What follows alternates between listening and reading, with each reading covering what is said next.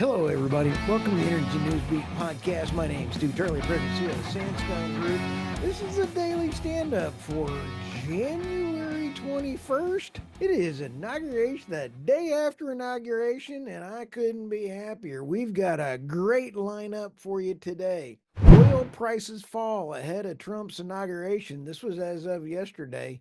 UK nuclear power ambitions hampered by delays and soaring costs. US approves 2.4 gigawatt offshore wind project just before the inauguration.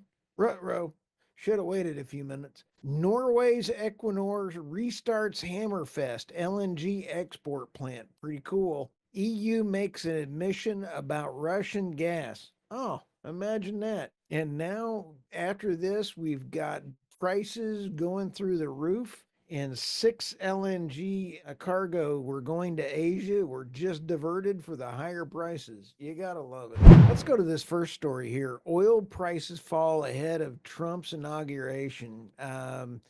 This was banks are gearing up for oil prices to fall below $60 a barrel by the middle of Trump's term. I don't know about that. I'm going to say, don't hold my beer yet. Oil prices fell in Monday morning session as traders await President Trump's inauguration, hope some clarity of his policy.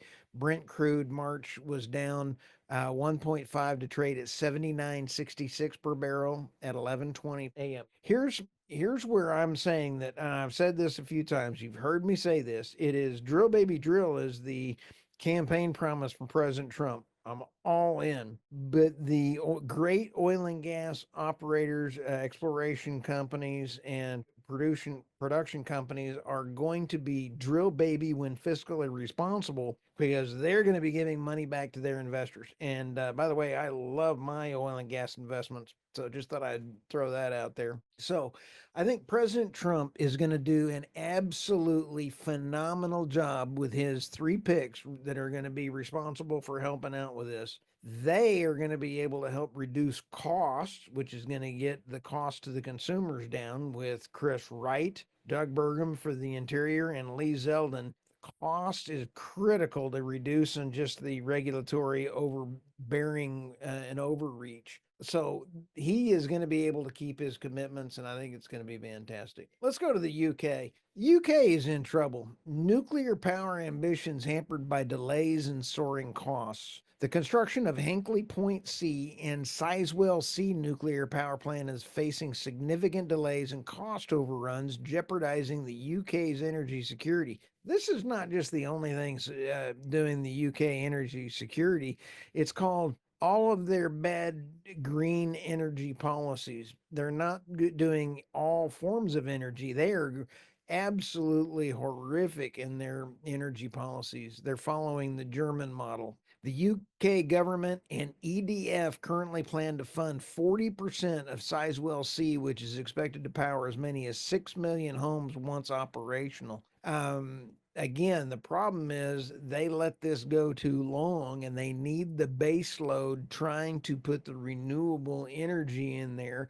And now they don't have the natural gas coming out of it. And then you have natural gas shortages in other areas. So energy security needs to be thought out more like the Saudi Arabia folks when you take a look at energy policies over a 10, 20-year plan. You cannot do what the United States has just lived through 4 years of bad energy policies and then trying to do it. Don't do what the US and the UK are doing. The U.S. approves 2.4 gigawatt offshore wind project before the Trump inauguration, and President Trump is signing a ban and a moratorium on offshore wind farms as soon as possible. I'll have more on that as soon as I can get some details.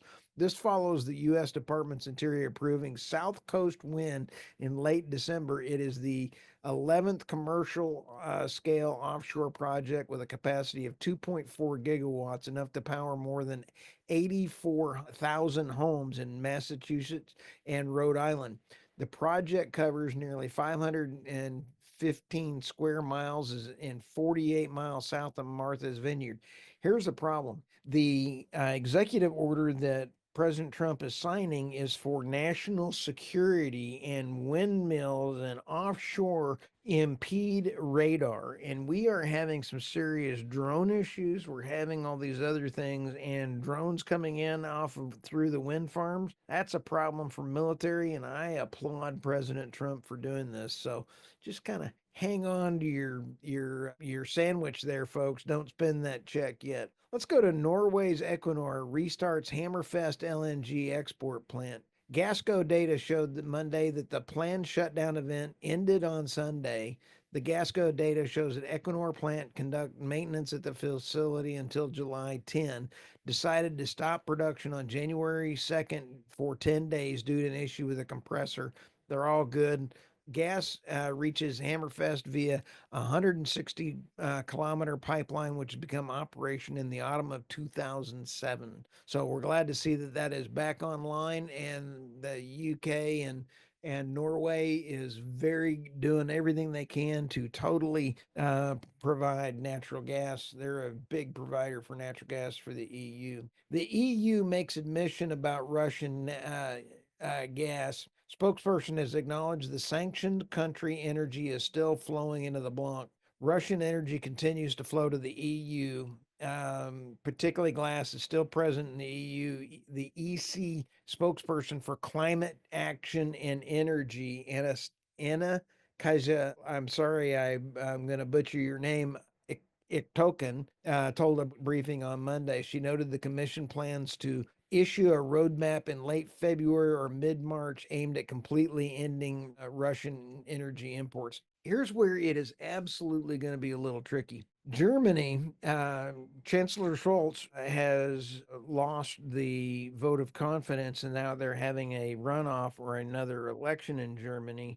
And so what you're going to see is his opponent now is calling for cheap Russian natural gas. So Germany has totally been deindustrialized because they cannot get enough natural gas. I just had an interview with Steve Reese, who is, in my opinion, one of the foremost knowledgeable men in the United States about natural gas, the auditing, and he has talked to Harold Hamm. This podcast is going to come out, and it's absolutely phenomenal.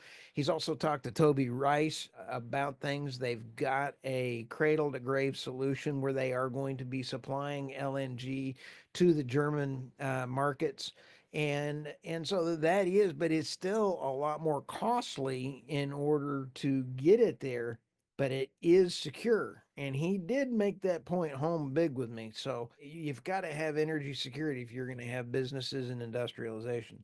So with that, like, subscribe, share, and it is, even though it's not tax season, and if you like having mailbox money like I do, I love my oil and gas investment, and go to energynewsbeat.co and take a look at the top menu bar, and you'll see that questionnaire. Is your portfolio okay? If you want to, we'll let you know who we have invested in, and I've been averaging about 32% returns on my money.